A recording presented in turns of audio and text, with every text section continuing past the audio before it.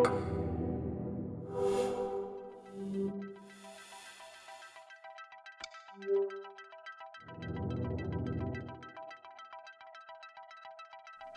es la última mesa de este seminario, en la que vamos a seguir con la línea que hemos iniciado esta mañana, o sea, no estamos cambiando de tema. Sí, bueno, vamos a seguir con esta mesa y con la línea que hemos iniciado esta mañana, relacionada con el tema de la problemática relacionada con los juzgados especializados en el ámbito de la violencia doméstica, violencia de género y violencia contra la infancia. Y bien, vamos a llevar el tema a una parte importante, sobre todo desde el punto de vista jurídico, que es la relacionada con la posible cuestión de constitucionalidad que plantea, ¿no? O sea, la problemática de en qué medida pues, esta especialización judicial plantea un reto a los principios constitucionales de derecho al juez natural, objetividad, imparcialidad, etcétera, algo que ha salido esta mañana pero que ahora vamos a abordar en mayor profundidad. Y aquí nos interesa también mucho pues, la comparación con otros países y concretamente con Portugal, a medida que es un país que destaca en este ámbito por tener una prohibición constitucional, ¿no? de la especialización judicial. Bueno, ya no entro más porque lo va a explicar mejor la especialista en el tema, ¿no? Bien, presento rápidamente a los miembros de esta mesa, por orden, empezando por a mi izquierda, Alejandro Saiz, es catedrático de Derecho Constitucional en la Universidad Pompeu Fabra y entre muchos otros temas que ha tocado y otros en los que ahora estamos coincidiendo en otros ámbitos, pues ha estudiado los aspectos constitucionales relacionados con el Poder Judicial. Luego, a mi derecha, Flavia Noversa, es profesora de Derecho Penal y Procesal Penal en la Universidad do Minho, está en Braga, en Portugal, y nos interesa mucho porque nos explique estas cuestiones que ya avanzaba relacionadas con esta particularidad portuguesa y cómo ello pues, se ha visto, se ha interpretado en el ámbito de la doctrina lusa.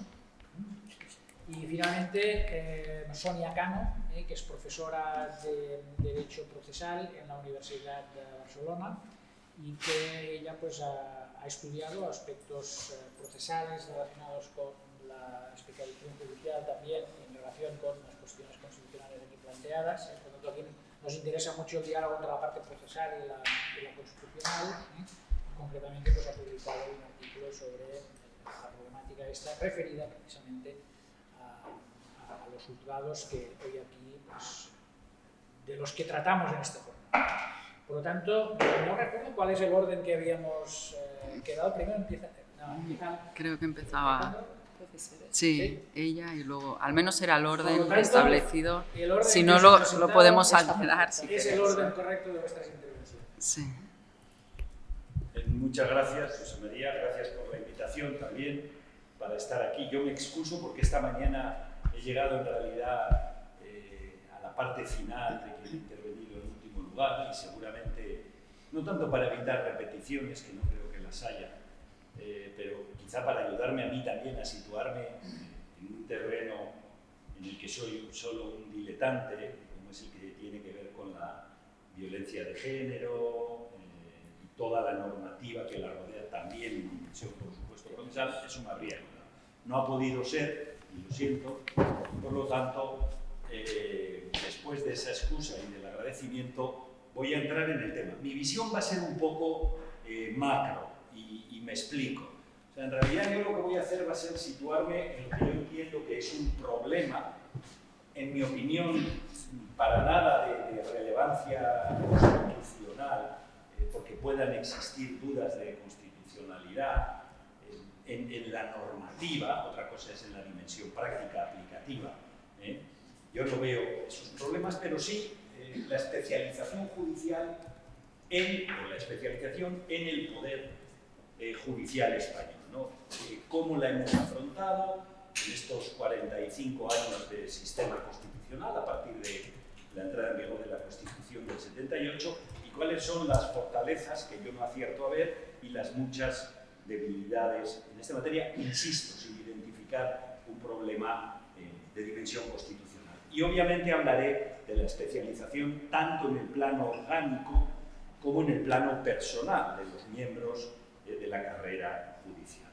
Les voy a ahorrar 2/3 partes de la intervención que tenía pensada, entre otras razones también porque es un tema en el que se puede hablar mucho acerca de las ventajas e inconvenientes de la especialización, una especialización que acaba siendo siempre una cuestión de grado.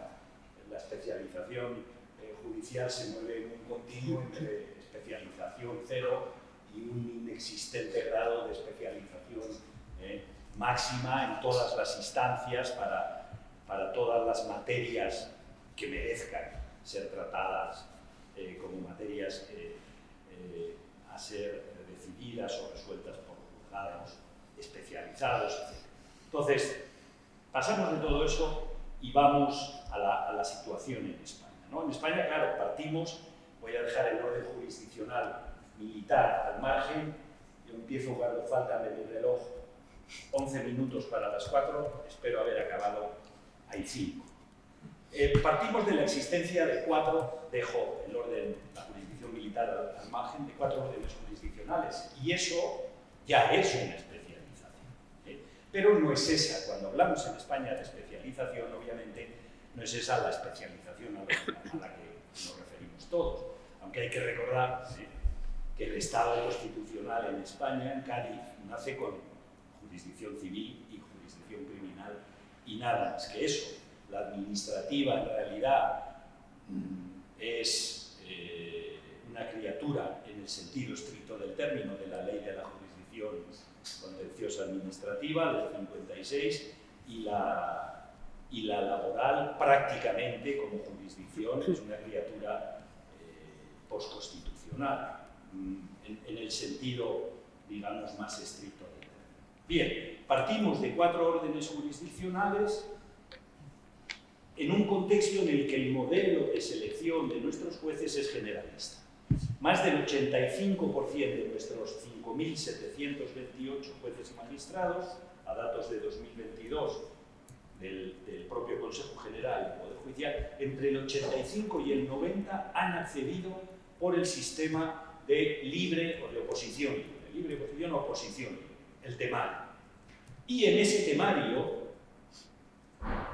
que se integra por 300 temas aproximadamente, 170 temas son de derecho civil, procesal y sustantivo, 104 son de penal, procesal y sustantivo, y 28 se comparten entre administrativo y laboral. Esto ayuda, efectivamente, a entender el problema o a situarnos, ¿no?, en el punto de partida del problema de la especialización judicial en España. Un modelo de selección generalista concebido esencialmente en un 90% prácticamente, hay 28 temas en más de 300 que no son ni civil ni penal. En civil meto los 16 de mercantil, lógicamente, los sumo. Bien, yo no voy a hablar ahora del modelo de selección, que para mí es muy criticable y manifiestamente mejorable, pero claro, ese es un modelo de selección compatible con nuestro sistema de organización general, judicial, perdón, en el que el primer destino de todos los jueces es un órgano mixto, unipersonal, juzgado, de primera instancia e instrucción. Mixto porque la competencia es civil y penal. El resto de ingresos en la carrera, del total de magistrados, como les decía, de jueces a día de hoy, prácticamente poco más del 10%, son cuarto y el residual quinto turno, por no hablar del más residual todavía supuesto de los jueces de los TSJ del civil y penal, ¿no? Es decir, ese cuarto turno es el que consiente ya la entrada, no con la condición formal de especialista de acuerdo con la ley orgánica del Poder Judicial, pero sí el que hace posible la entrada de juristas de reconocido prestigio que entran o que superan unas pruebas en el ámbito de lo contencioso administrativo, en el ámbito de lo social y en el ámbito de lo civil y penal, que por decisión del Consejo van juntas. Es un sistema, por lo tanto, el de acceso, que incentiva el juez generalista.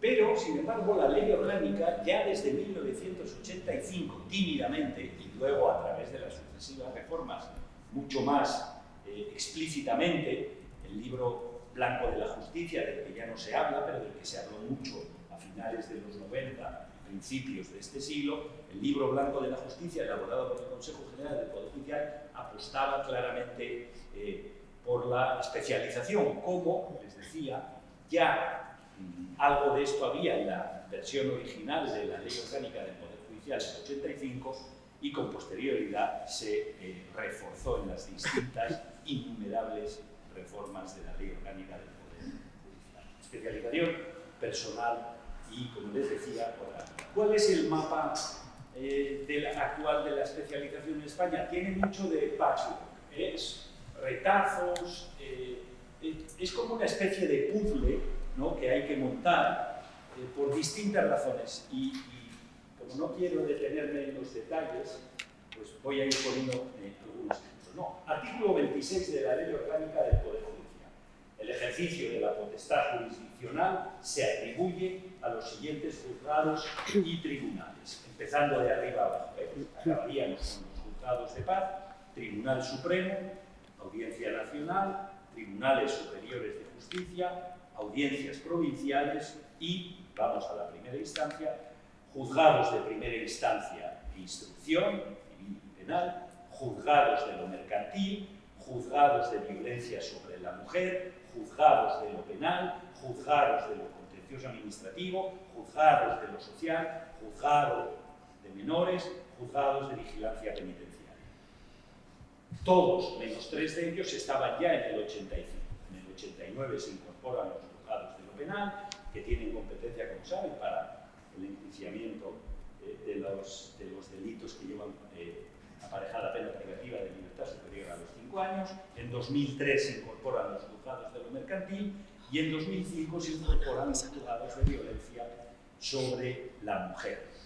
Pero es que es verdad, fíjense, el ejercicio de la potestad jurisdiccional se atribuye a los siguientes juzgados y tribunales, pero ahí no se nos dice nada de los juzgados especializados en familia, en asuntos hipotecarios, en asuntos relativos a la capacidad de las personas, porque técnicamente esos juzgados, que tienen claramente una voluntad de especialización ya por el propio título, técnicamente esos juzgados son juzgados de primera instancia. Un juzgado de mercantil, procesalmente sí es un juzgado de primera instancia, pero para la ley orgánica del Poder Judicial, el juzgado de familia no es como el juzgado de lo mercantil.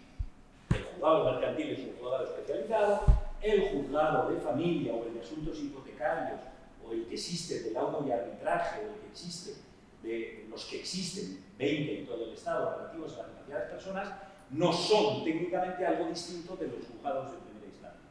El hecho cierto es que en España, en la jurisdicción civil, hay 1.010 tribunales, 1.010 juzgados y 273 son especializados. 130 de familia, de asuntos hipotecarios 26, relativos a la capacidad de las personas 20, de laudo y arbitraje juzgados de lo mercantil 96. Ahora, explíquenme ustedes por qué los juzgados de lo mercantil, digamos, tienen, permítanme la expresión coloquial, vida propia, al margen de los juzgados de primera instancia, y en cambio el juzgado de familia no. Es un juzgado de primera instancia especializado en familia. Y resulta que debe haber más trabajo en materias de familia, ¿verdad? Porque hay 130. Y en cambio juzgados de lo mercantil solo hay 96. Quiero decir que ya hay. Los juzgados de familia se crean en el año 80 por un real decreto del gobierno, cuando, si no recuerdo mal, ni siquiera había Consejo General del Poder Judicial.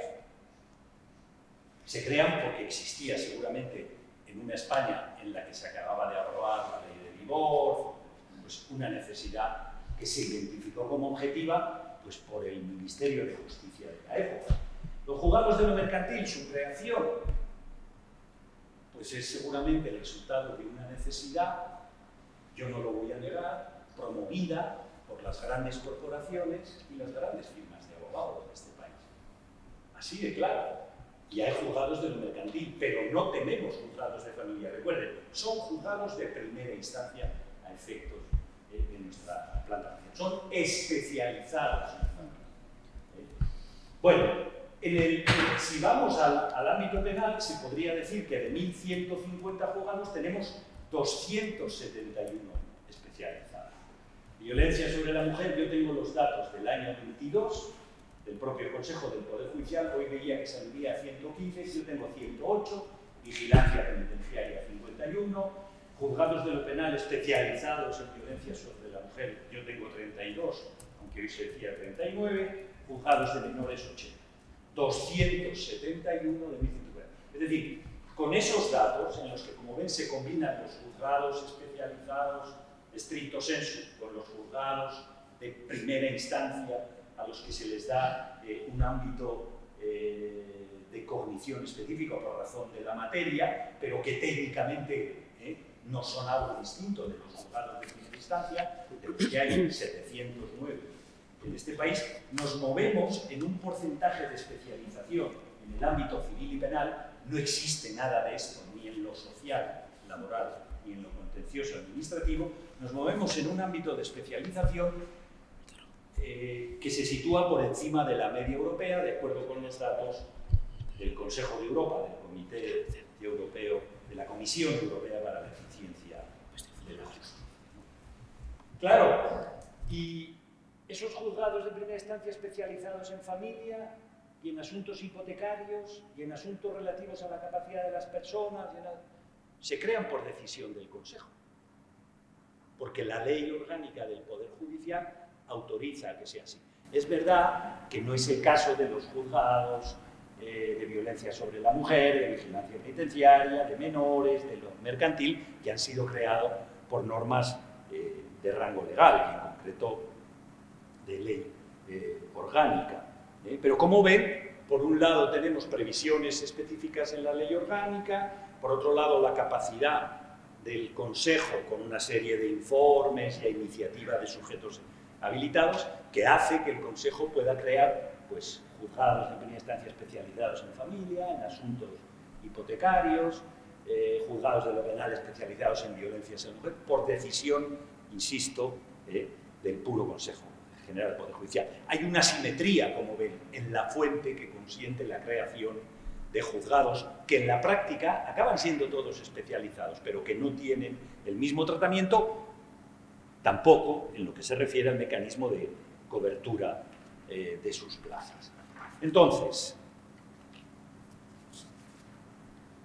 esto, y no llevo más allá el discurso, habría que hablar de las secciones especializadas en las audiencias provinciales, habría que hablar de las secciones especializadas en tres de las 4 salas del Tribunal Supremo, habría que hablar de las secciones especializadas en los tribunales superiores de justicia en lo contencioso administrativo, pero yo lo dejo ahí. Vamos ahora a la especialización personal. Aquí el mapa es todavía mucho más complejo y mucho más fragmentario, ¿no?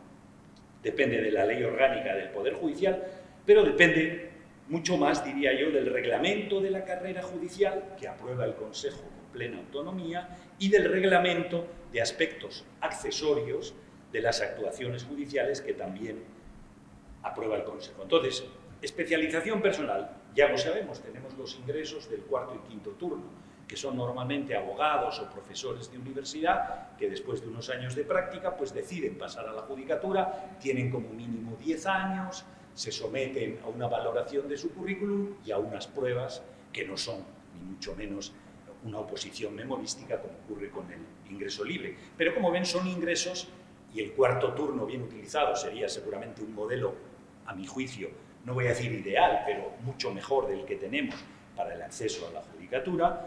Son ingresos que en la mayoría de los casos llevan ya de entrada por la propia experiencia previa profesional a una especialización. Quien se presenta a lo contencioso administrativo, seguramente en el 60 o 70% de las ocasiones, es profesor titular de Derecho Administrativo en cualquier universidad. Quien lo hace en penal, algo parecido, o trabaja en un despacho después de tanto tiempo en la división penal, etc.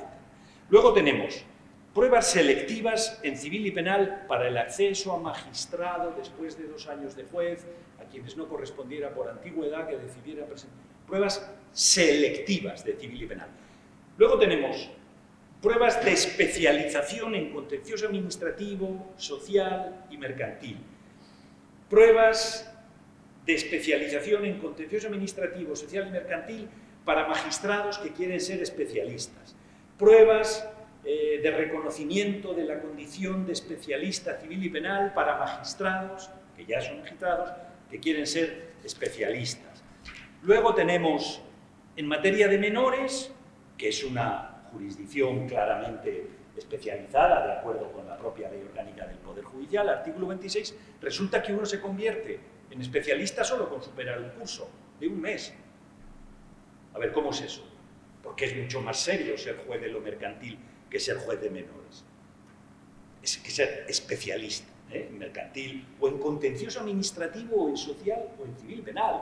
Exámenes, primero valoración del currículum, exámenes. Esto ya, imagínense, magistrados que ya llevan una trayectoria, que quieren ser especialistas, porque tienen quizá la mirada puesta en un destino profesional para cuyo acceso, para el que es necesaria la condición de especialista para acceder a esa vacante, ¿no?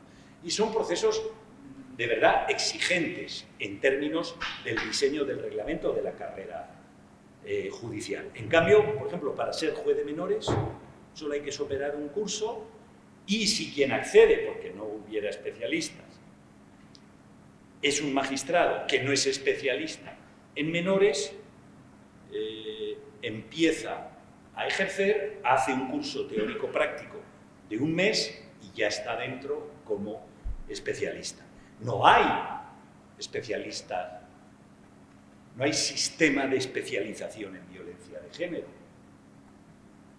¿Por qué? No lo sé, pregunto, en mi ignorancia. Yo no sé si un penalista o una penalista, por definición, ya se lo sabe todo en violencia de género.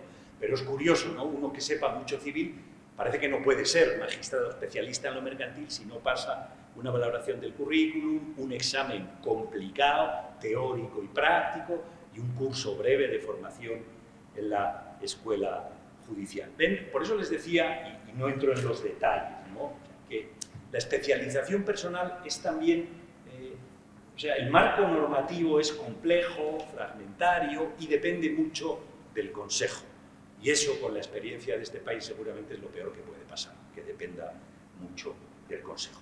Luego hay otra vía de especialización, de la que puede quedar constancia en el expediente de cada miembro de la carrera judicial, que está prevista desde 2003 en la Ley Orgánica, es curioso, y 20 años después, la formación continua. La formación continua en la que el Consejo General del Poder Judicial invierte cada año entre 5 y 6 millones de euros para los jueces y magistrados de carrera, no es obligatorio, lo dice la propia Ley Orgánica, pero apuesta claramente por la especialización. De hecho, la Ley Orgánica dice que, digamos, en la ficha de cada juez y magistrado de carrera habrá un plan especializado de formación, que dependerá en gran medida de las opciones de profesión. Ese plan, esas previsiones no se han puesto, no se han implementado, no se han... Con lo cual se pierde una gran oportunidad, una gran ocasión también de hacer algún tipo de formación efectivamente con un plan, pensando en el medio plazo. Esto está desde 2003, no se ha dado ni un solo paso adelante. Bueno, y yo voy a acabar con 5 flashes.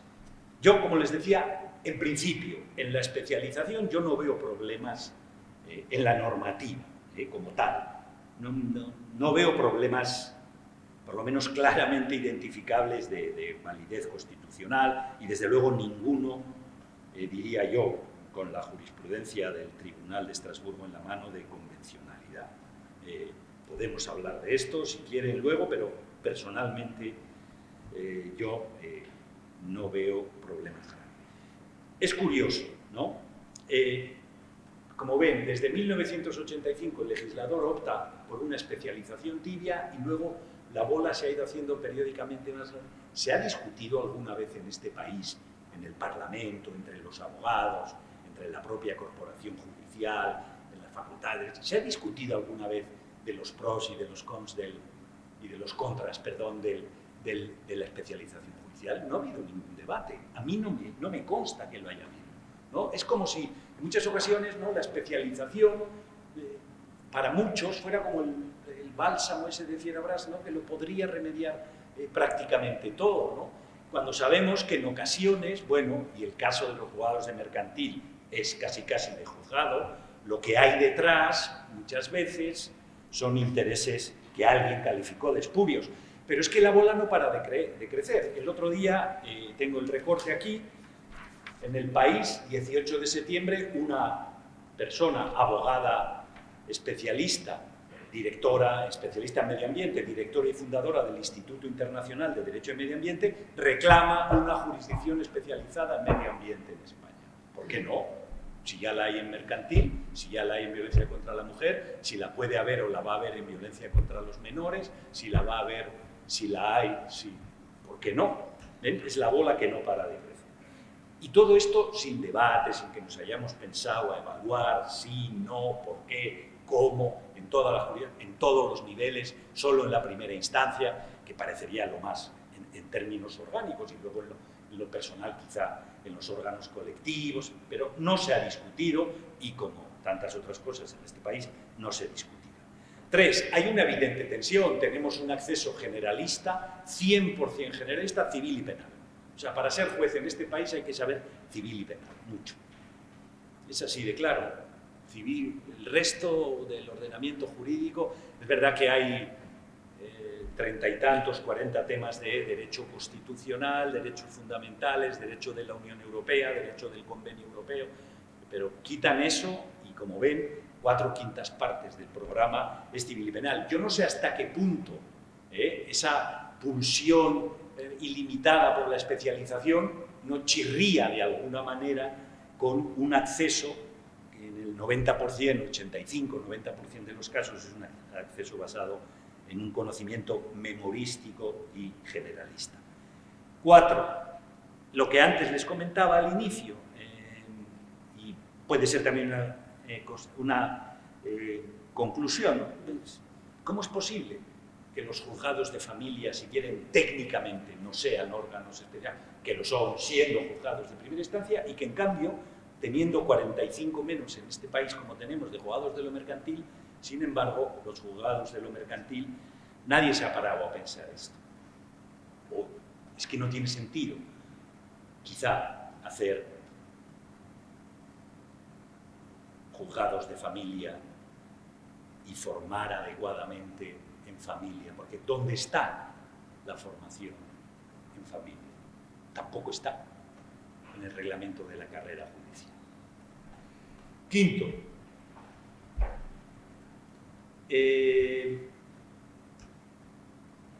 En la especialización personal, como les decía, yo creo que la crítica todavía es más aguda que en el ámbito de la institucional. No voy a repetir razón. Y acabo con una reflexión de forma. O sea, yo sé que tiene mucho de butad y hay un punto de exageración en lo que voy a decir, pero lo sigo diciendo siempre que puedo. Este es un perfecto ejemplo que evidencia que en este país el Poder Judicial no ha hecho la transición. En este país el Poder Judicial no ha hecho la transición. Yo sé que es una butad y tiene mucho de provocación, y lo digo conscientemente, pero hay sólidas razones para eso. Y este es el perfecto ejemplo. ¿Alguien ha pensado en serio sobre la especialización judicial en este país en los últimos 45 años? Si hay un plan o no, y existen criterios objetivos para identificar necesidades que nos puedan llevar. No. O sea, en este país el Poder Judicial parece que se reduce a las sentencias polémicas de la Sala, sobre todo segunda, del Tribunal Supremo, y al lío en torno al Consejo General del Poder Judicial. Yo estoy convencido que con eso nos entretienen, para que no veamos lo otro, para que los árboles, para que el Consejo General no nos deje ver lo otro. Y lo otro es que tenemos un Poder Judicial en el modo de selección, en la planta, en la organización, en la oficina judicial y en tantas otras cosas que no ha cambiado. Los otros dos poderes del Estado se han renovado íntegramente, su modo de legitimación, sus competencias, la selección. Aquí, en el ámbito del Poder Judicial, no ha cambiado casi nada. Es verdad que ha cambiado, menos mal, el derecho que los jueces aplican, pero ni el modo de selección, ni esencialmente la planta. Al final cambiamos las territoriales por los TSJs, pero seguimos viviendo con lo que había más mercantil, violencia sobre la mujer y juzgados de lo penal. La oficina judicial, el gran desastre, que explica en buena parte por qué hay algunos de los retrasos que hay en nuestro sistema de administración de justicia, ¿no? Y al final, fíjense, el del Poder Judicial, vamos a llamarlo como servicio público, el de la Administración de Justicia, es un terreno en el que no han existido consensos en este país desde el año cero. Ha habido dos ámbitos de la intervención pública, que son el Poder Judicial, la Administración de Justicia y la Administración Educativa. En este país, hasta no hace demasiados años, había grandes consensos. Política exterior, política económica, política europea, política de defensa. No había grandes diferencias entre los partidos del sistema, incluidos nacionalistas vascos y catalanes, pero sobre todo PSOE y PP. Nunca hubo acuerdo en Administración de Justicia y en Educación. Por eso, la Ley Orgánica de Educación o su equivalente, y hasta la de universidades, cada poco tiempo se cambia. El gran revolcón, porque ¿qué ha pasado? Hay una mayoría política nueva. Ley Orgánica del Poder Judicial, lo mismo. El PP, Alianza Popular entonces, votó contra la Ley Orgánica del Poder Judicial del 85 y se acabó. Desde entonces se han sucedido. Junto con la Ley Orgánica de Régimen Electoral General, por distintos motivos, porque las reformas en la Ley Orgánica de Régimen Electoral General han sido siempre técnicas, de verdad técnicas, es la Ley Orgánica más reformada de todo nuestro ordenamiento jurídico, con media docena de reformas en profundidad, que han obedecido a cambios de mayoría política que han manifestado una voluntad clara de cambiar algo.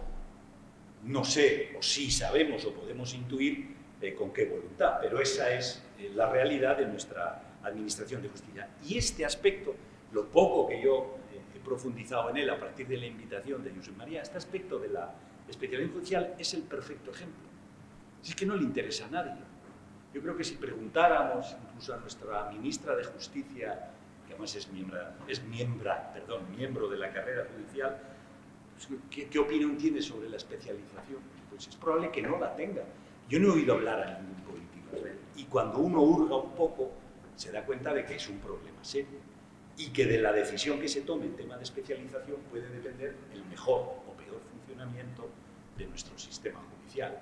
Pero yo, insisto y acabo, no he oído nunca hablar a ningún responsable público de especialización judicial.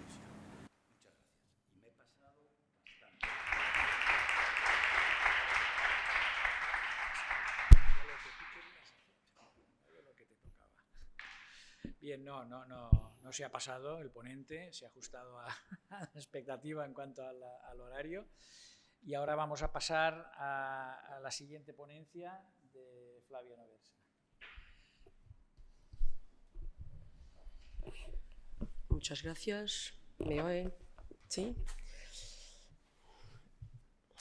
Pero muchas gracias. Quiero empezar por saludarles y por presentar mis agradecimientos. En primer lugar, a los profesores Tamarit y Pereira por la organización de este seminario y en sus personas me permiten los cumplimientos de la Universidad do Minho, a la Universidad Abierta de la Cataluña y a la Universidad de Girona. Quiero cumplimentar a los colegas de esta mesa y todos los ponentes y participantes. Bueno, como exige el título de este seminario, hablaré, pero soy penalista, lo debo decir, hablaré de la prohibición constitucional de los tribunales penales especializados en Portugal, específicamente de los rectos que está colocando en el ámbito de la violencia doméstica. No obstante, me gustaría comenzar con algunas advertencias. En primer lugar, quiero explicar que, como considero necesario familiarizarles con el marco jurídico portugués en esta materia, mi intervención tendrá inevitablemente un tono algo más expositivo, que intentaré mitigar con consideraciones críticas sobre el tema. Luego, disculparme de antemano por mi mal uso de su hermosa lengua. Intentaré hablar despacio y con claridad para que puedan atribuir a negligencia inconsciente los errores que seguramente cometeré. Esta petición de comprensión y tolerancia es doble en la medida en que, además de mis dificultades con la lengua, como ya habrán comprobado, también tengo hoy dificultades con la voz. Espero que, a pesar de todo, mi modesta contribución sea de interés para este debate.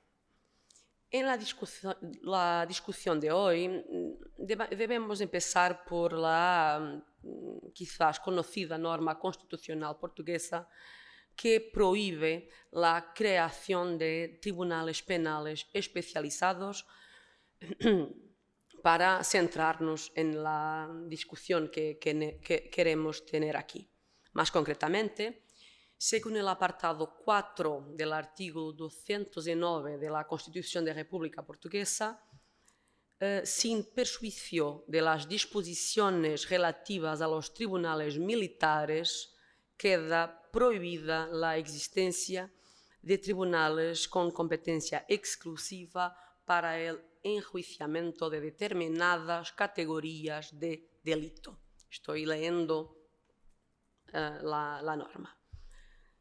La norma apareció por primera vez en la Ley Constitucional número 3 de 74, de 14 de mayo, sobre la estructura constitucional provisional que estuvo en vigor desde inmediatamente después de la Revolución de los Claveles hasta la aprobación de la Constitución de 76 y que prevía expresamente el ejercicio exclusivo de la función judicial por tribunales integrados en el Poder Judicial y prohibía la existencia de tribunales con competencia específica para el enjuiciamiento de delitos contra la seguridad del Estado.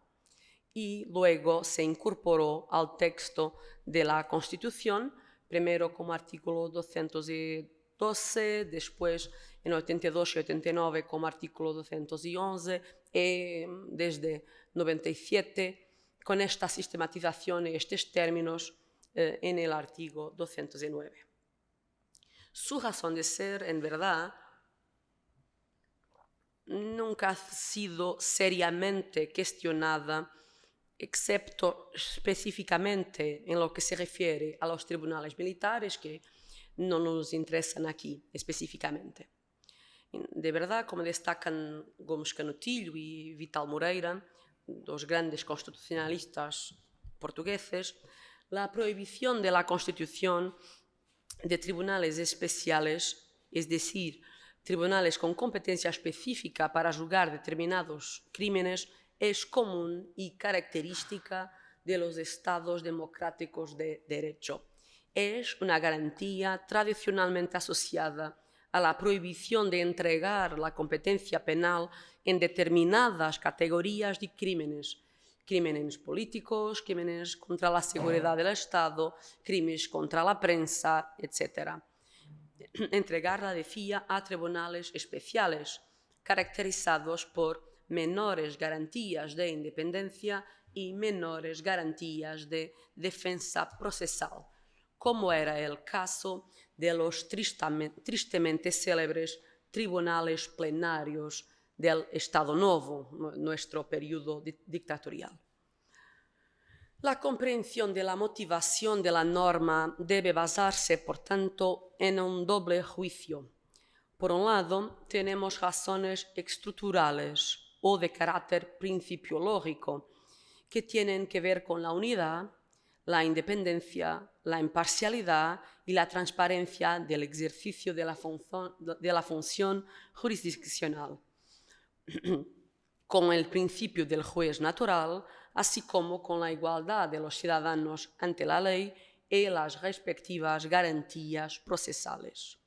Por otro, no podemos ignorar que existieron fuertes razones conjunturales o históricas, como siempre ocurre en épocas de crisis constitucional, buscando reaccionar frente a los excesos y a las arbitrariedades que caracterizaran el periodo dictatorial del Estado Novo, donde los mencionados tribunales plenarios, creados para juzgar delitos contra la seguridad del Estado, dieron forma a lo que ficó conocido como fascismo de toga, legitimando actuaciones políticamente persecutorias, acusaciones infundadas y métodos de investigación inexistentes o completamente nulos a la luz de los más elementales principios del derecho procesal penal. Los tribunales penales en Portugal son, por lo tanto, tribunales ordinarios de justicia, así los llamamos, obviamente distribuidos según la materia, sobre todo en la primera instancia, pero sin permitir nunca la creación de tribunales específicamente destinados a juzgar determinado tipo o categoría de delitos. Como es fácil comprender, este estado de cosas ha sido cuestionado en distintos momentos por diferentes personas, con múltiples argumentos y tonos muy dispares. Ello en sí mismo no es de extrañar, sobre todo si tenemos en cuenta las exigencias del mundo en que vivimos hoy, el grado de es muy difícil con la voz así. El grado de especialización y segmentación al que asistimos en las distintas áreas del conocimiento, la multiplicación y complexización de los instrumentos normativos y la creciente demanda de resoluciones judiciales especializadas en función del problema concreto al que se enfrenta cada ciudadano. La cuestión ya se ha planteado en el contexto de la delincuencia organizada y de la delincuencia económica y financiera, en particular, pero no solo en el ámbito de la corrupción, y se ha debatido con especial vehemencia en relación con el delito de violencia doméstica. Como ciertamente es sabido, el delito de violencia doméstica no es en el ordenamiento jurídico portugués un delito de género, ni siquiera un delito estrictamente familiar, aunque sea, si queremos decirlo de forma intencionalmente larga, un delito de violencia íntima o afectiva. Aún así, incuestionablemente, sus víctimas mayoritarias, estadísticamente abrumadoras, siguen siendo mujeres, especialmente en el ámbito de las relaciones maritales o similares. Y las cifras no han disminuido independientemente del esfuerzo muy significativo que se ha hecho en las últimas décadas para mejorar todo el sistema de prevención y represión de la violencia doméstica. El delito es público, por lo que basta cualquier acto de denuncia para iniciar el procedimiento.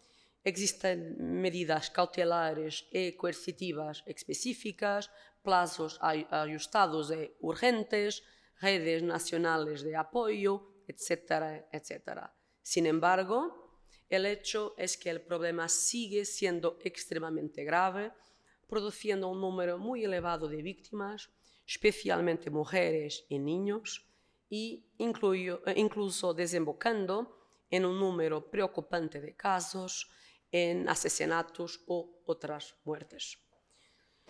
Entre las muchas preocupaciones que se han manifestado al respecto, la supuesta falta de una actuación judicial integrada que tenga en cuenta tanto los aspectos penales como los aspectos matrimoniales y de responsabilidad parental, que casi siempre se derivan de la tramitación de la respectiva causa penal, es una de las que más espacio ha ocupado, especialmente en los ámbitos político y mediático. No faltan, por tanto, quienes vienen defendiendo la necesidad de una actuación concertada en estos tres ámbitos, al menos, a través de la creación de un órgano jurisdiccional propio que se ocupe de los delitos de violencia doméstica, quizás de los malos tratos, de los consiguientes problemas de derecho de familia, especialmente en relación con el posible divorcio, y la regulación de responsabilidades parentales de los hijos menores. La fuerza de los partidos de esta posición, de esta postura, ha sido, la fuerza de los partidarios de esta posición ha sido de tal orden que el gobierno portugués, en más de una ocasión, ha intentado avanzar hacia esta solución, concretamente mediante la creación, lo más reciente, de una comisión técnica para estudiar el problema y proponer vías de solución. También se han presentado proyectos de ley con el mismo objetivo en el Parlamento portugués, avanzando decisivamente con la propuesta de crear tribunales mixtos especializados en esta materia y utilizando a menudo el ejemplo español. El problema dista mucho de estar resuelto, por supuesto, pero todas estas hipótesis han chocado siempre con la prohibición constitucional que empecé presentándoles y sin la modificación de la cual una respuesta de este tipo no tendrá éxito. Si bien es cierto que la posibilidad de una nueva revisión constitucional es una bandera que ha sido ondeada por muchos, lo cierto es que, por un lado, las condiciones específicas de representación parlamentaria para que ello ocurra no lo han permitido, ni es seguro que lo hagan pronto. Y, por otro, el debate existente en torno a esta cuestión no permite vislumbrar sin más si se trataría de una enmienda que realmente vería la luz del día.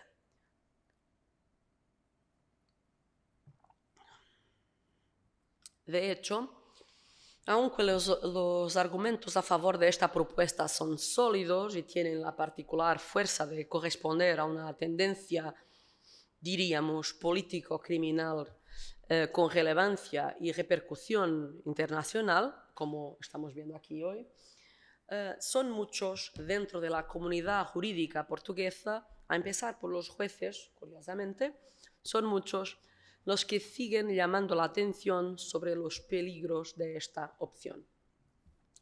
Además de cuestionar el principio de independencia y de imparcialidad de los tribunales y jueces, se anuncian riesgos de un cierto fundamentalismo con la posible instrumentalización de la justicia y su sesgo hacia una perspectiva militante que no tiene cabida en ella y que no es justificable específicamente a la luz de la construcción típica del crimen portugués, Como les decía, el crimen de violencia doméstica en Portugal no está recortado como un crimen de género.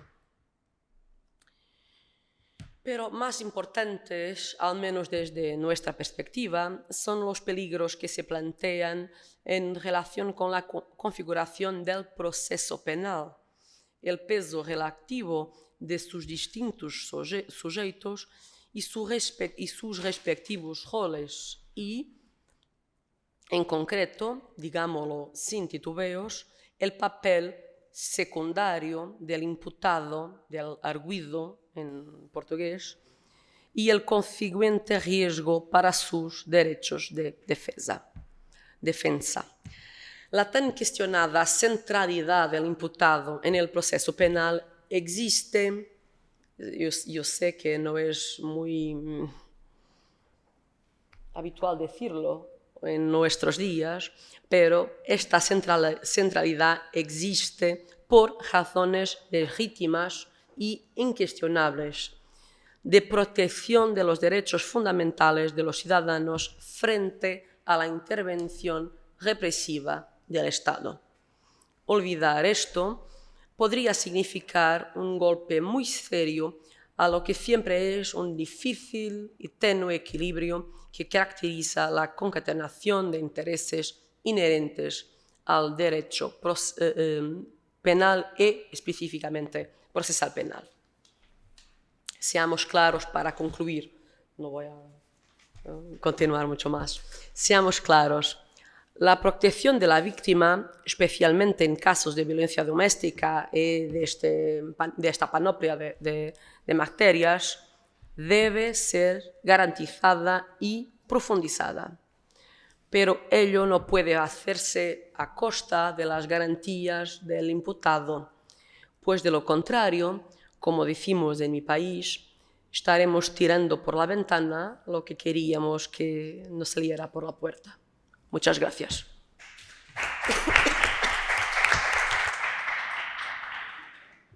Gracias. Sí.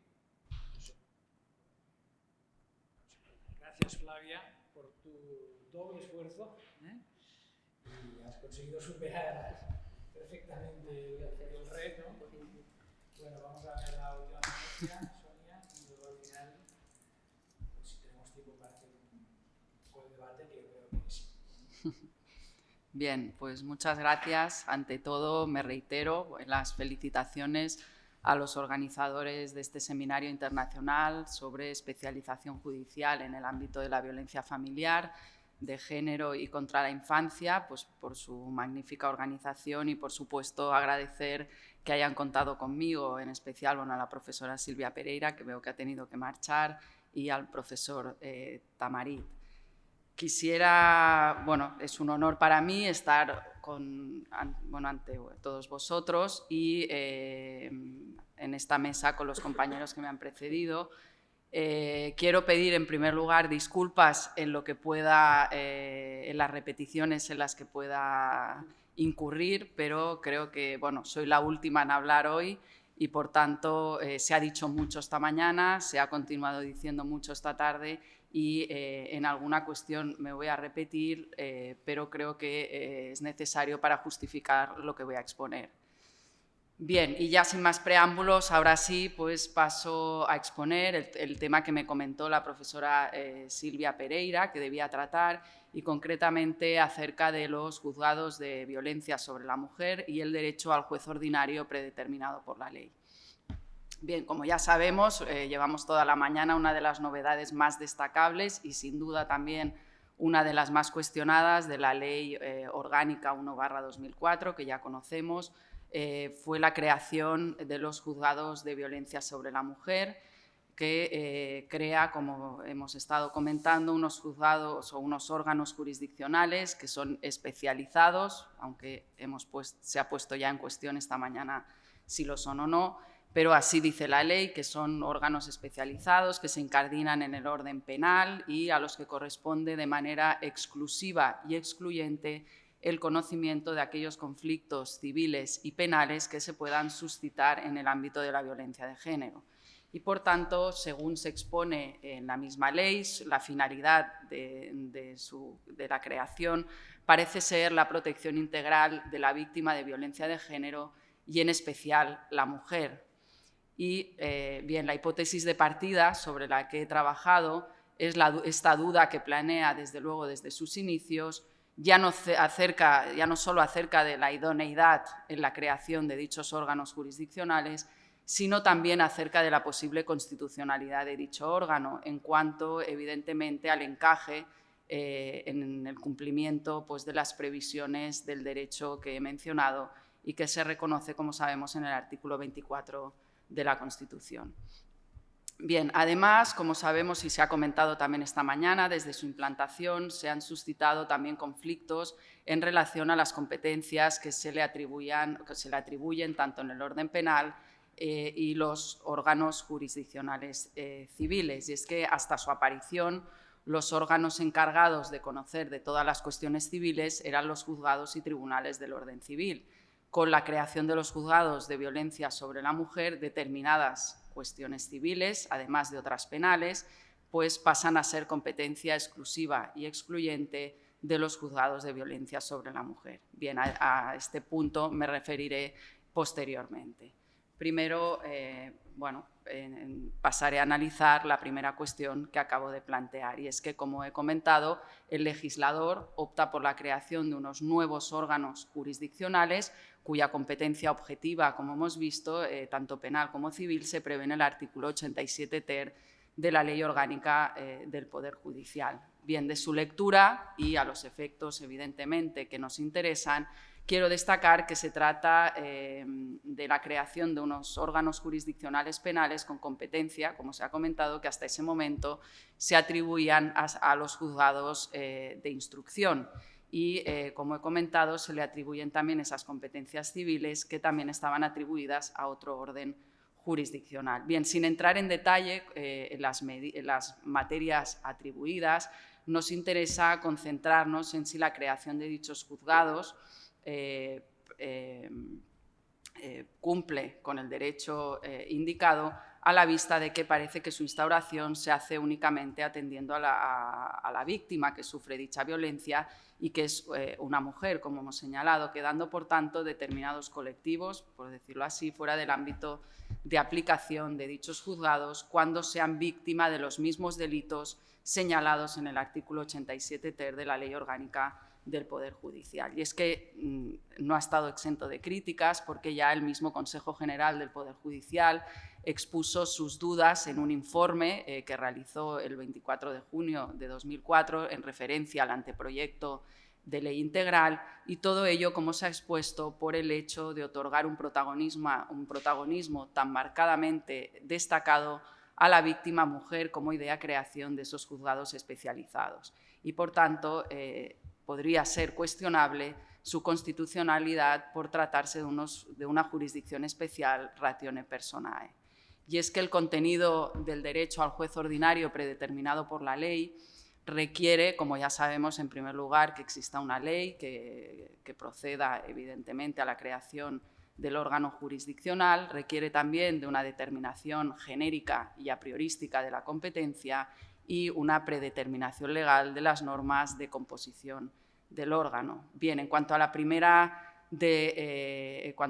exigencia, que forma parte del contenido, evidentemente nada debe objetarse, por cuanto los juzgados de violencia sobre la mujer han sido creados por una ley que emana del Parlamento español, como he mencionado anteriormente, y que viene a modificar la Ley Orgánica del Poder Judicial, como se ha indicado esta mañana. Sin embargo, en segundo lugar, como he indicado, se requiere que las normas que atribuyen los casos a un órgano jurisdiccional concreto deban establecerse trazando líneas generales, precisamente para evitar la creación de jurisdicciones ad hoc. Y esas líneas generales deben ser, además, concisas, concretas y delimitadas, precisamente para evitar arbitrariedades en la fijación de la competencia, de modo que cualquier sujeto pueda conocer con carácter previo al conflicto qué órgano jurisdiccional lo resolvería si se produjese. Y creo que ese es uno de los aspectos más controvertidos en el análisis del derecho, al que he hecho mención, ya que parece que podría no respetarse dicha predeterminación genérica de la competencia cuando la mencionada competencia se atribuye en función de quién es la víctima del delito, excluyendo a otras personas que puedan sufrir exactamente los mismos delitos y dentro del mismo contexto. Y todo ello, como hemos indicado, por razón de su sexo. Bien, los criterios entiendo que no son genéricos, como debería exigirse, sino que son claramente específicos, identificándose pues, nada menos que un colectivo muy concreto y un tipo muy preciso de delitos, como son los delitos contra la vida y la integridad física o psíquica. Bien, el legislador señala en la exposición de motivos que opta por este sistema de especialización por tradición. Concretamente dice que conforme a la tradición jurídica española se ha optado por una fórmula de especialización dentro del orden penal de los jueces de instrucción. Y es una parte de la doctrina la que justifica o señala que precisamente son constitucionales porque se trata ya de un recurso utilizado por el legislador. Es cierto que no es una técnica nueva, pero no por ello entiendo que se convierta automáticamente en constitucional, sino que, en todo caso, debe respetar los derechos que se reconozcan reconocidos en la Constitución. Bien, hay parte de la doctrina que también habla de que se vulnera tal derecho porque puede repercutir en la imparcialidad judicial, debido a que se pone de manifiesto pues, un trasfondo ideológico en dicha atribución de competencias en favor de un órgano jurisdiccional. Y es que parece que, o podría no ser, que no es descartable, que crear unos juzgados para conocer de una materia tan concreta pueda vulnerar el derecho al juez ordinario predeterminado por la ley, precisamente porque los criterios no son genéricos, sino que son claramente específicos, como he señalado, identificando un colectivo muy concreto y un tipo muy preciso de delitos. Bien, en todo caso, en cuanto se refiere al tercer elemento que he señalado, o el hecho de que, como garantía adicional a lo anterior, el órgano jurisdiccional y las normas de jurisdicción y competencia estén determinadas a priorísticamente, es decir, con anterioridad a los hechos enjuiciados, en el supuesto analizado no parece que haya que objetar tampoco nada a dicho contenido, evidentemente a la vista de que tanto el órgano jurisdiccional como las normas de jurisdicción y competencia están determinadas con anterioridad a los hechos que deban ser enjuiciados. Y el hecho es de que el órgano jurisdiccional esté preestablecido con anterioridad al conflicto, pues nos proporciona unas garantías de que el mismo va a ser imparcial y de este modo no ha sido escogido con un posible prejuicio, evidentemente sobre los hechos o incluso sobre los sujetos enjuiciados, cuestión esta que ya sería inadmisible. Bien, hay autores que se manifiestan también a favor de la constitucionalidad, pero sin embargo analizan todo el contenido del derecho, pero al que he hecho mención, pero no analizan la exigencia de la determinación genérica de las competencias. Bien, también hay otra parte de la doctrina que señala que la especialización judicial que se acomete no está justificada desde el punto de vista técnico-jurídico, debiendo buscar su justificación en razones de oportunidad política. Bien, no entro en esta cuestión, ya que no es objeto de análisis en el presente trabajo ni en la presente exposición, como se me había indicado. Respecto a la segunda cuestión que quería analizar y que afecta también al derecho al juez ordinario predeterminado por la ley, afecta a la instrucción que realiza y a la adopción, como hemos señalado esta mañana, de medidas civiles que pueda adoptar de separación o divorcio, realizadas por los juzgados de violencia sobre la mujer y concretamente con la garantía del derecho al juez imparcial. Y es que, como ya he indicado, en el marco de las competencias que se atribuyen a los juzgados de violencia sobre la mujer, se le asignan competencias en el orden penal y cuestiones que afectan al orden civil. Y para que lo anterior se produzca, la víctima o el agresor deben ser parte en uno de los procesos civiles que ya se ha iniciado con anterioridad a la agresión o bien que se susciten a partir de esta. Y para ello, evidentemente, los jueces civiles deben inhibirse en favor de los juzgados de violencia sobre la mujer, e incluso los juzgados de violencia sobre la mujer también pueden requerir el conocimiento de los asuntos a los jueces civiles. Y lo anterior entiendo que podría considerarse, o que esta competencia podría ser también contraria al derecho al juez ordinario predeterminado por la ley, en el sentido de considerar que la competencia que se atribuye al juzgado de violencia sobre la mujer se fundamenta en un hecho que se produce con posterioridad al inicio del proceso ante el juez civil, cuestión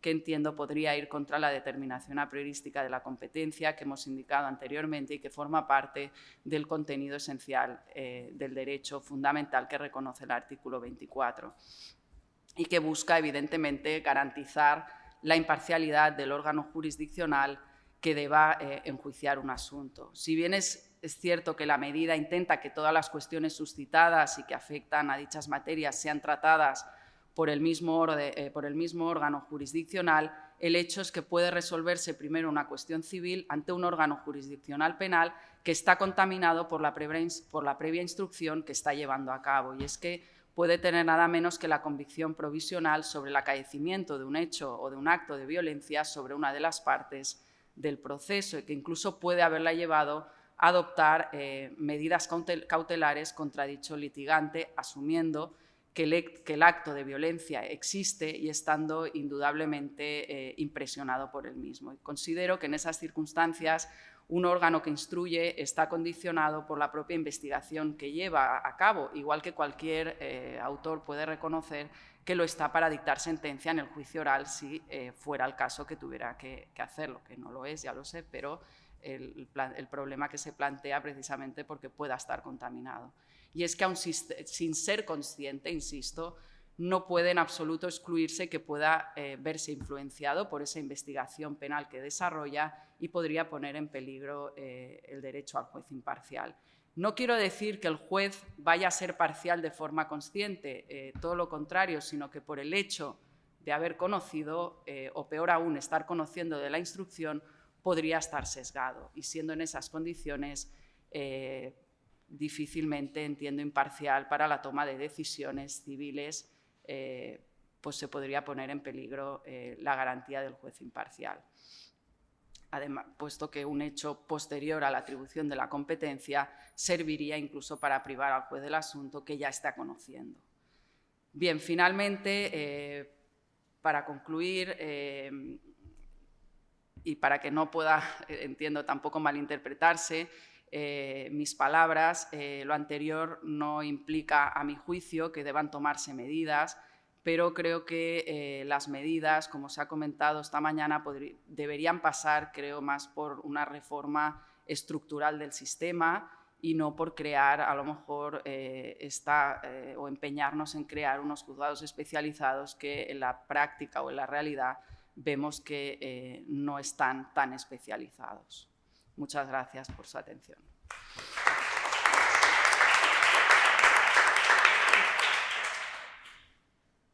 Gracias.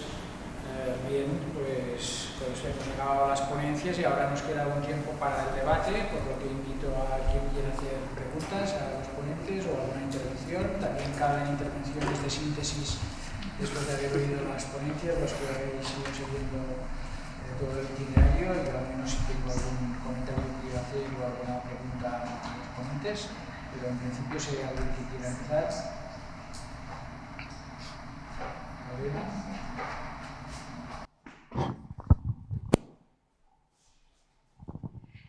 Gracias, felicitaros a todos los ponentes y otra vez a mi profesor Tamarit. Bueno, unos paneles interesantísimos y unas ponencias fascinantes. Yo tengo un comentario sobre todo con la exposición que ha hecho Flavia y en relación con los tribunales especializados. En la doctrina procesal llevamos, desde que yo era pequeñita, debatiendo entre la diferencia entre especializados y especiales y aquellos que, sin alterar la competencia objetiva, se especializan, etcétera, como ha descrito muy bien el profesor. Esto no sucede así como una forma de evitar ese texto constitucional siendo especializados no es lo mismo que especiales ni con una jurisdicción diferente. Todo este debate lo tuvimos en España hace años, en concreto con la Audiencia Nacional, que si había sido creada por Real Decreto, que si tenía unas materias específicas, que si era un órgano especial, que si era entonces constitucional o no. Y obviamente nosotros no tenemos esa prohibición en esos términos, tenemos el de la jurisdicción especial, sobre todo para delimitar la jurisdicción militar, ¿no? No sé si esto podría de alguna manera vadearse con esta explicación o delimitación o diferenciación de lo que es un tribunal especial, una jurisdicción especial y un órgano especializado. Porque al fin y al cabo esas previsiones persiguen, como muy bien ha explicado, mantener los principios del Estado de Derecho y que no haya un derecho sustantivo específico para personas, sobre todo para persecuciones políticas, y que no haya esas jurisdicciones especiales en el sentido de ad personam y obviamente para delimitar también la extensión de la jurisdicción militar. No sé si eso, imagino que lo han discutido y lo han planteado, nosotros lo resolvimos de esa manera. Lo resolvimos, como ha señalado también nuestro compañero constitucionalista, que es muy curioso y lo ha reflejado, y me gusta que hablemos de la organización judicial, pero no solo el procesal unos, la organización judicial otros, el aspecto constitucional otros y luego la administración de justicia, porque obviamente para las garantías de la independencia y para la eficacia tenemos que verlo como un todo, ¿no?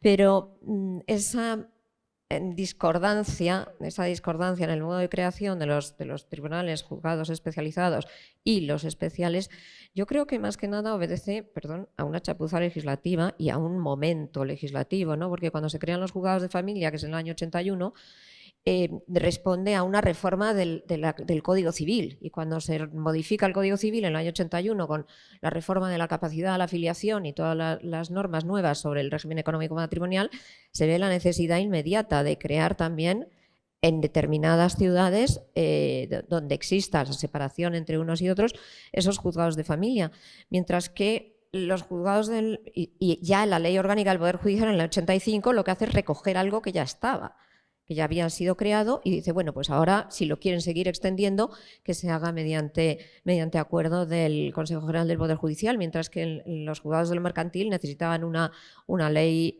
ordinaria para instituirlo. Lo hicieron de una forma muy curiosa también en la ley concursal, que a mí no me parece que sea el modo de introducir o especializar. Pero es verdad que no encaja, porque unos por vía de reparto, sin una incluidos en la ley de demarcación y planta, y otros, sin embargo, con una competencia objetiva absolutamente delimitada y creación por ley. Mi pregunta desde el punto de vista constitucional es cómo ve desde la creación, me da igual para Sonia o para Alex, que todavía sigamos con una ley de demarcación y planta del año 1988 con una delegación al Gobierno en cuanto a la creación de secciones y juzgados. ¿Es eso conforme con el artículo 6.1 del Convenio Europeo de Derechos Humanos? Gracias. Perdón por extenderme. Pregunta concreta finalmente. Hay que decir que Alex Saiz, además de catedrático de Derecho Constitucional, ha sido profesor de la Escuela Judicial y ha sido magistrado en la Corte Europea de Derechos Humanos, aunque no sé exactamente el título, no es magistrado. No, ad hoc. Juez ad hoc, exacto. Sí. ¿Vas a contestar? Perfecto. Sí. No. Bueno, estoy de acuerdo contigo antes de llegar a la pregunta, efectivamente. O sea, es decir, ¿qué impedía al legislador en 1985 haber metido en el 26 los juzgados de familia? ¿Sabes? ¿Por qué no lo hizo? No lo sé. Lo cierto es que los que están en ese apartado, primera instancia, instrucción, contencioso, social, menores y vigilancia penitenciaria, venían de atrás. Y por alguna razón, los juzgados de primera instancia especializados en familia, que se habían creado cuatro años antes, yo creo que la idea era quizá no haber hecho lo que luego se hizo, es decir, incorporando mercantil, violencia sobre la mujer y penal, que fue también una decisión seguramente obligada después de la sentencia del Constitucional, ¿no? Quien instruye no juzga. Pero es verdad que esa idea del legislador orgánico del 85 luego, a partir del 89, se vio desplazada por una decisión política al final, ¿no? Y por lo tanto, yo no quitaría nada de lo que hay en el 26. Lo que pasa es que, por ejemplo, claramente faltan los juzgados de familia ahí. Yo no sé, es evidente que los juzgados especializados en asuntos hipotecarios obedecen a una circunstancia muy concreta y en unas partes del territorio y demás. Esperemos que algún día esto no sea un problema en términos de litigio judicial y pueda aparecer, desaparecer esa previsión en aplicación del propio artículo 89, ¿no? Del mismo modo que lo creas, lo puede ser. Luego, en cuanto a la ley de demarcación y planta, claro, o sea, la única razón para justificar la competencia gubernamental es la presupuestaria. Yo no veo otra. Es la única. O sea, que no es materia la creación de nuevos juzgados, que no es materia de reserva de ley orgánica, eso parece evidente. Que una ley como la de demarcación puede regular el modo de creación es también evidente. ¿Que eso se puede hacer por decisión del gobierno? Yo, a ver, con los estándares del 6.1, yo te diría, pues no lo tengo tan claro, no lo tengo tan claro. Es más, yo me inclino porque no es incompatible con el 6.1. Estando los criterios que condicionan la creación definidos en la ley. Que bueno, que dejan mucho, es verdad que el margen del gobierno es, o sea, voy a poner un ejemplo porque me afecta. O sea, yo vivo, y quizá algunos barceloneses, yo vivo en Sant Cugat del Vallès, que tiene 90.000 habitantes y tiene un juzgado de paz. Es absolutamente inconcebible por qué en Sant Cugat del Vallès no hay, no sé, pero es que además ni siquiera uno, harían falta más, ¿no? Era un pueblo en su día. Sí, claro, pero fíjate, o sea, ahora mismo son casi 90.000 habitantes, ¿no? Y no hay juzgados. O sea, pero yo que la decisión de creación dependa del gobierno, mientras haya una habilitación legislativa, a ver, pues, me has pillado en el sentido de que no lo había pensado nunca en términos del 6.1, ¿eh? Pero yo no vería, o sea, objeción, porque no se me ocurre ningún caso resuelto por el tribunal en el que se haya impuesto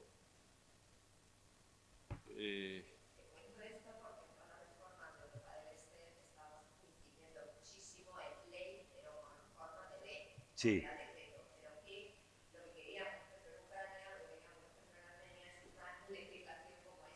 Sí.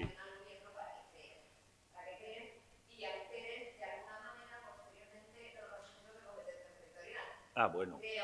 Vale.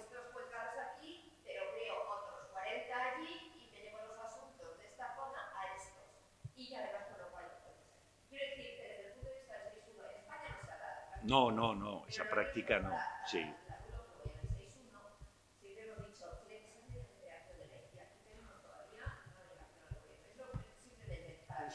Sí, no, sí. O sea, no lo había pensado nunca en clave de... No es lo mismo el contexto en clave europeo de 6.1. que No, el por contexto descontado. del Estado. Sí, no, eso es... Bueno, ¿alguna pregunta más? Yo, o no sé si... No, yo a Flavia también. Sí, tiene una respuesta, pero espera, Flavia, la mía va un poco en la línea. O sea, me ha llamado la atención cómo finalizabas, ¿no?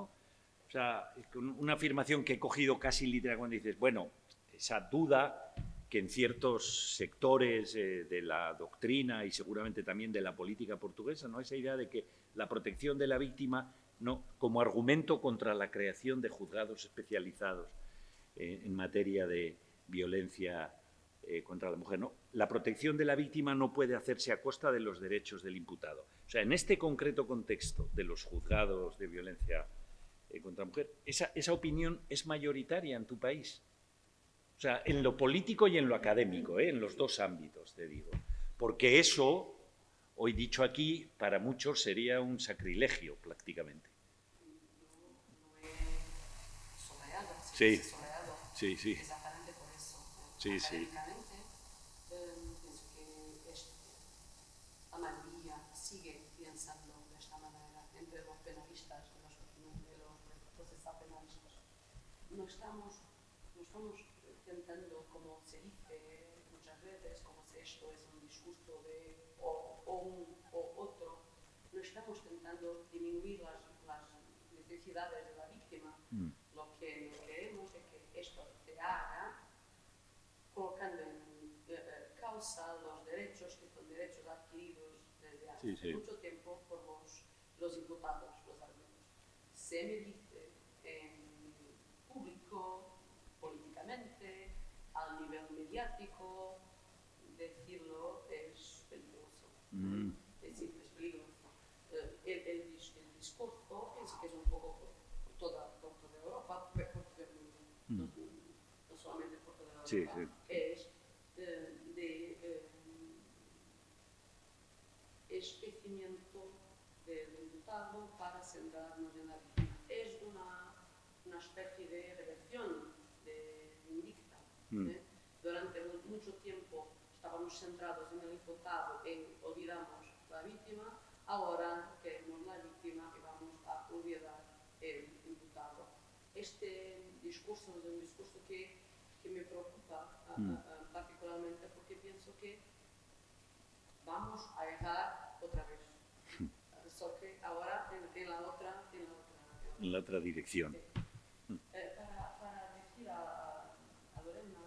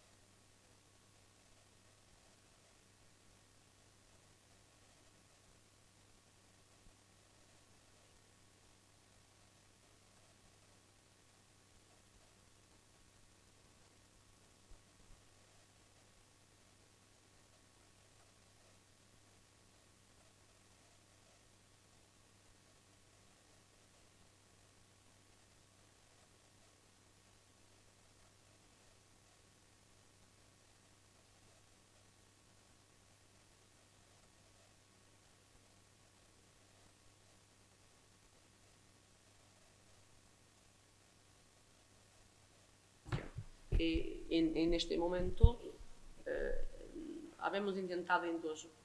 se ha intentado en 2018, 19, 21, ahora está en las manos de la Comisión Técnica para el análisis, pero el coordinador de la Comisión Técnica ha dicho: nuestra preocupación no es con la creación de juzgados especializados porque eso esbarra en la Constitución. Pensamos que hay otras cosas, muchas cosas más importantes a hacer, como decíamos esta mañana.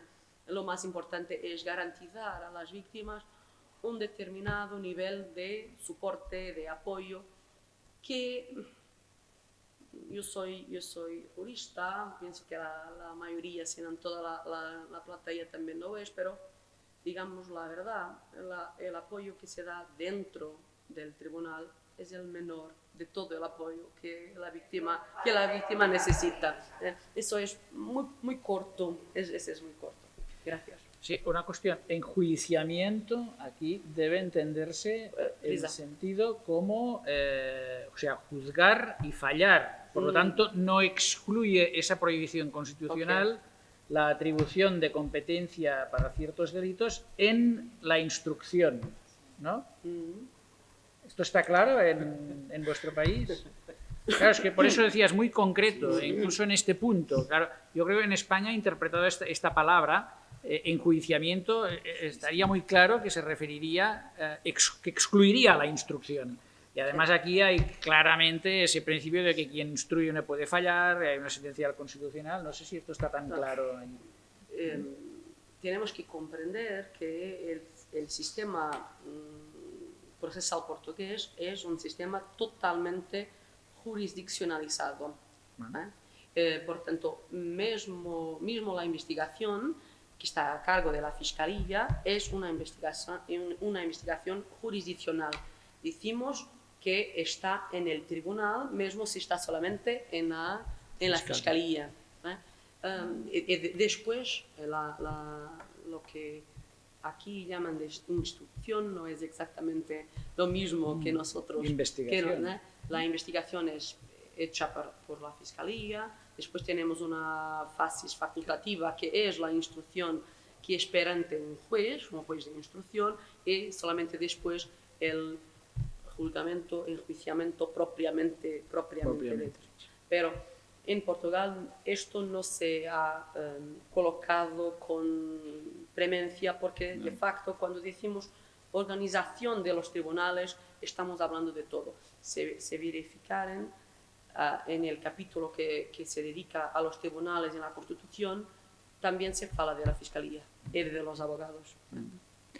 Quisiera hacer un comentario que es a modo también de preguntas, que son dos cuestiones. Primero, a ver, una de las cosas que he deducido así como síntesis de lo que ha salido aquí es, en principio no hay una prohibición constitucional o una objeción a la especialización judicial, por lo tanto a especiales como especializados, pero yo sí entiendo, y aquí es donde me ha faltado un poco de... me gustaría tener más elementos, ¿no? Que bajo ciertas condiciones, o sea, no hay una objeción constitucional siempre que se cumplan ciertas condiciones. Yo creo que este énfasis a mí me falta oírlo, ¿no? Y entonces, claro, ¿cuáles serían estas condiciones, ¿no? Que no sé si hasta qué punto estas condiciones están pensadas, estructuradas. Yo creo que no, y es uno de los motivos por los que estábamos aquí, ¿no? Tratando hoy este tema, O sea, el nihil obstat, las condiciones, ¿cuáles pueden ser? Por ejemplo, siempre que haya una necesidad de conocimientos técnicos. O sea, no hay problema para la especialización en el ámbito mercantil porque se entiende que el juez que tiene que conocer el caso es importante que sepa leer un balance, sepa leer una cuenta de resultados, documentos mercantiles que la mayoría de personas que se han formado con los temarios estos de que has aludido, está claro que no tienen necesariamente conocimientos en contabilidad. Por lo tanto, para conocer un caso mercantil, pues hay que conocer esto. Ahí podríamos estar más o menos de acuerdo, ¿no? Y podríamos poner otros ejemplos, ¿no? Incluso no sé si en materia ambiental la normativa es tan compleja, yo qué sé, Pero esto llevado a nuestro ámbito, ¿hay esa necesidad de conocimiento técnico especializado en el ámbito de la violencia familiar, de la violencia de género, etcétera? Bueno, pues esa sería una pregunta a hacernos, ¿no? O es que ahí más bien nos encontramos ante un tema de sensibilidad, de perspectiva. ¿Es aceptable la especialización judicial por un tema de sensibilidad? ¿Necesitamos jueces más sensibles a un determinado tema? Eso plantea realmente cuestiones importantes, porque entramos en estas objeciones que tienen que ver con la ideología. Juzgar con perspectiva de género. Claro, juzgar con perspectiva, eso entra dentro de lo que es la imparcialidad judicial, ¿no? Y ahí creo que todos habéis ido acercándoos a esta cuestión, ¿no? Aunque quizás sin tocarla tan explícitamente, ¿no? Jueces de menores, ¿por qué aceptamos sin problema que hay, bueno, los jueces de menores pues, son jueces especializados, porque hay un procedimiento y una legislación especial, que no la hay en los otros casos, ¿no? O porque también hay una necesidad de conocimientos técnicos, que no alcanzo a comprender por qué. ¿Por qué cuando es un menor el que comete un hecho delictivo o es acusado de cometer un hecho delictivo no podría ser cualquier juez el que aplicara la ley orgánica de responsabilidad penal del menor, al que le toque por razón de territorio, etcétera, ¿eh? O otro criterio, por la capacidad de cumplir con objetivos verificables y evaluables, debería ser esta una condición, ¿eh? Bien, hemos llegado a la conclusión de que después del proyecto piloto de Gran Canaria, pues ahí se han conseguido una serie de objetivos y esos objetivos, o resultados, perdón, que están en línea con objetivos que son objetivos que pueden plasmarse en un plan y que es perfectamente aceptable en términos constitucionales y tal. No sé, estoy pensando en qué términos habría que poner unas condiciones para que la especialización judicial fuera aceptable. La selección, ¿es el proceso de selección y de formación adecuado, etcétera? ¿Cómo vamos a evitar sesgos en el proceso de selección? Imaginemos, yo que sé, pues que hay una serie de jueces muy motivados que se ponen todos a hacer de jueces de materia X, ¿no? Eso cumpliría con unas condiciones, ¿eh? Y luego la otra cuestión, que yo creo, ahí me ha resultado muy ilustrativa la intervención de Sonia Cano, ¿eh? Que es la pregunta que había lanzado al principio, ¿no? Y que hasta ahora tengo que decir que no hay respuestas que me hayan tranquilizado.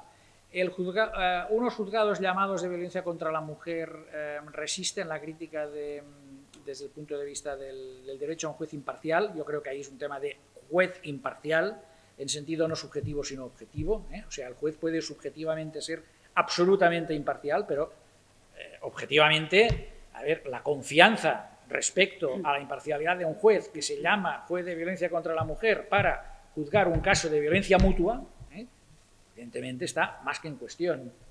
Yo creo que eso no resistiría a un recurso ante el Tribunal Europeo de Derechos Humanos. De ahí yo creo que Sonia más bien me ha confirmado esto, o sea, no he oído otras opiniones que me hayan convencido de lo contrario, más bien ella me ha convencido de que esa sería la senda correcta, pero es que además he añadido este argumento respecto a la determinación a priorística de la competencia, ¿no? Que ahí también yo veo un problema importante, esa confusión esa confluencia entre lo civil y lo penal. Claro, un juez que tiene que instruir un caso, aunque solo sea instruir, en el que hay una denuncia de violencia contra la mujer, ese juez tiene que dar la custodia al padre o a la madre, en términos civiles, o tiene que tomar otras decisiones, tiene que atribuir el domicilio, etcétera. Está en las mejores condiciones de imparcialidad o de apariencia de imparcialidad. Bien, yo creo que me ha convencido bastante. Más bien me ha convencido en mis dudas serias sobre el tema, ¿no? Bueno, no sé si hay otras preguntas o si queréis contestar, por supuesto.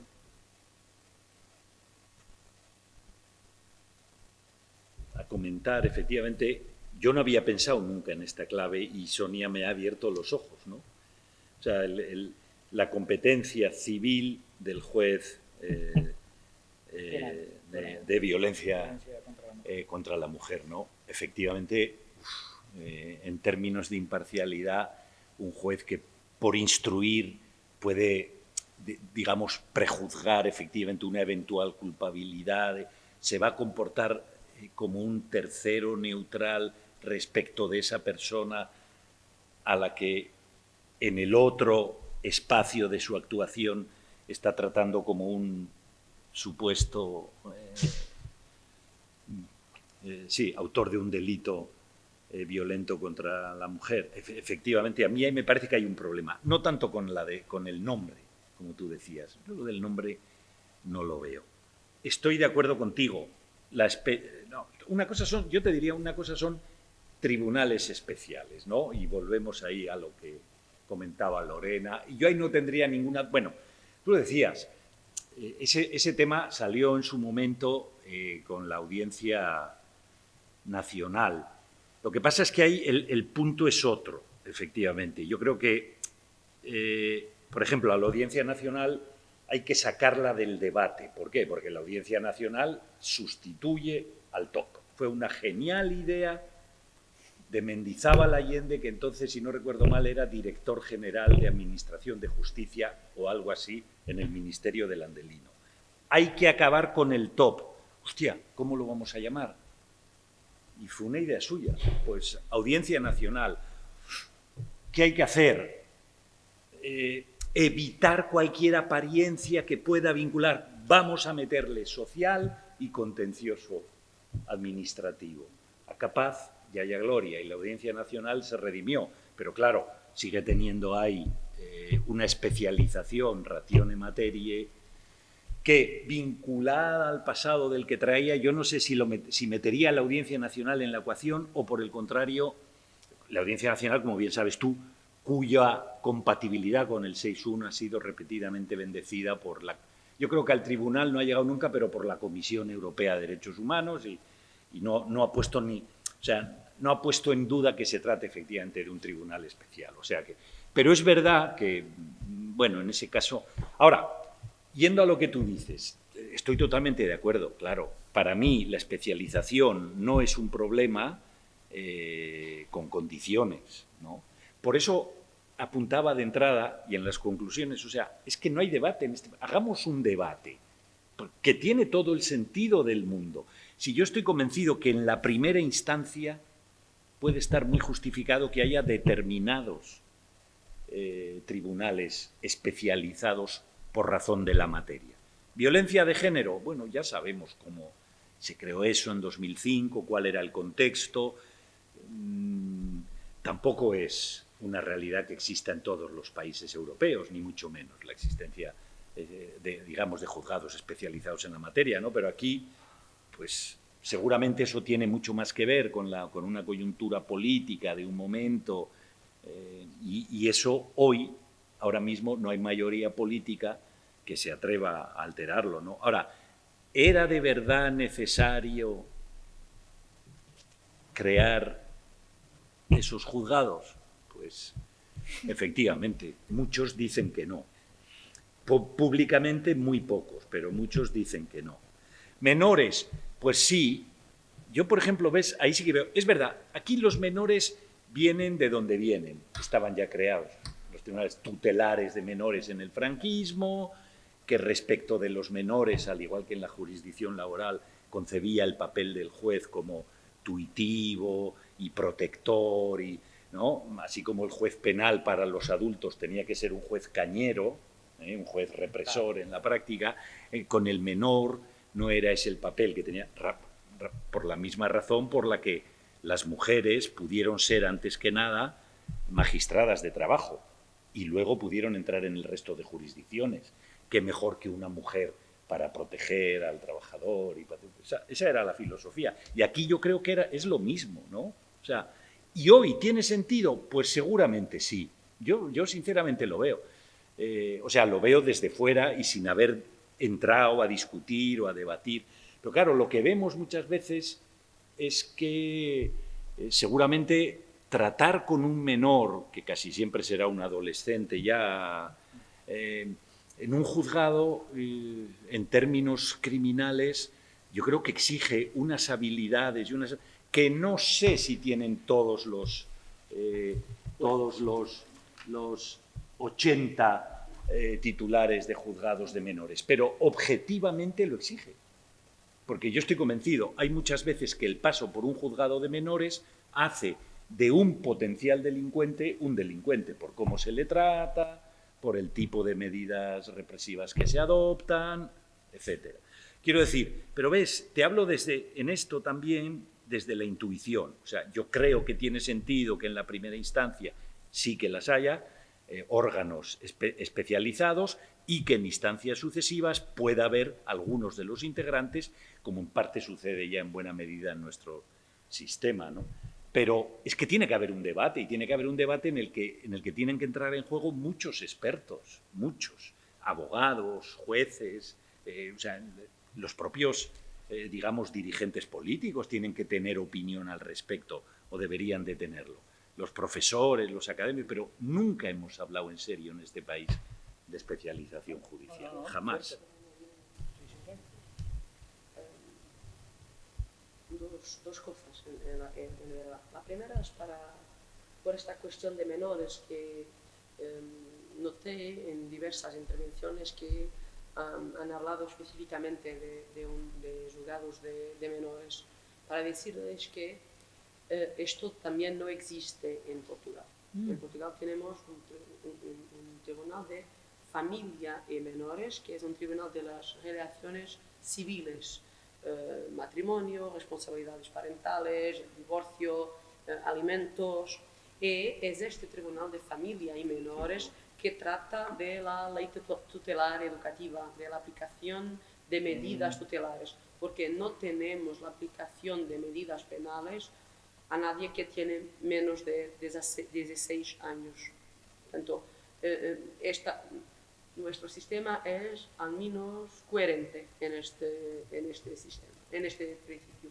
Después, una nota, pienso que se comprendió de lo que dice, pero quiero subrayar que no soy contra la especialización, que pienso que el debate es necesario, mas até pienso que podemos discutir la especialización en materia penal y quizás tirar la norma constitucional que la prohíbe, pero tenemos que hacerlo con pinzas, se dice con pinzas, porque esto es muy delicado, como decía Sonia, pensar, es que, reparen, no es siquiera por categoría de crimen, es por categoría de víctima. Esto es delicado cuando hablamos de proceso penal. Mañana podemos tener un tribunal que va a juzgar delitos contra personas que son migrantes, que son extranjeros de países no europeos. Esto es muy sencillo.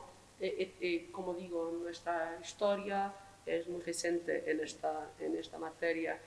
Un debate de fondo sobre especialización en los tribunales, pienso que tiene lugar.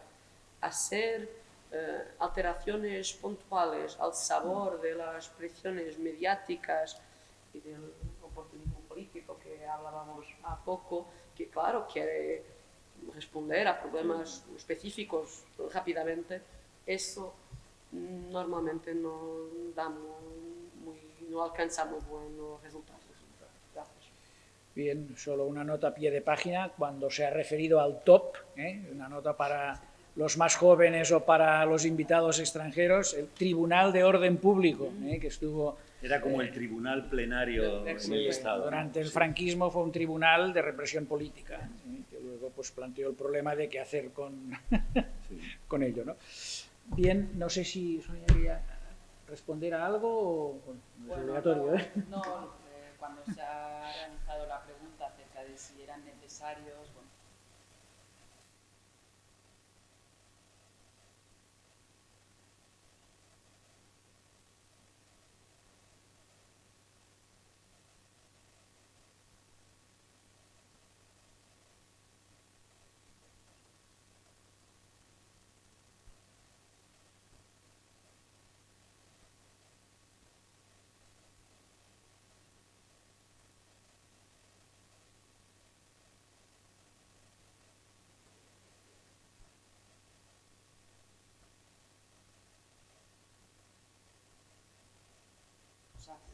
también... Sí. Al hilo de eso, y para acabar, claro, cuando decías, bueno, conocimientos técnicos, bueno, parece que el legislador, en el caso español, no ha apreciado esa necesidad para los juzgados de violencia de género. ¿Qué necesidad?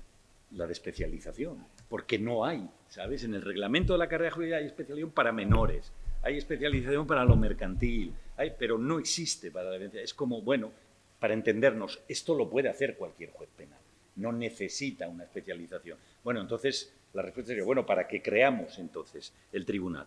Dos, y lo de la fiscalía que ha salido antes también, claro, es que nosotros tenemos una anomalía que pasa por lo que comentaba ahora Sonia y que exige lo que seguramente pues no veremos algunos de los que estamos aquí, porque no se va a hacer, que es la reforma de la ley de enjuiciamiento criminal. Nuestra anomalía es el papel del juez instructor. Creo que en toda Europa hay 2, 3 países, 4. O sea, ya está todo dicho, ¿no? Ah, mira.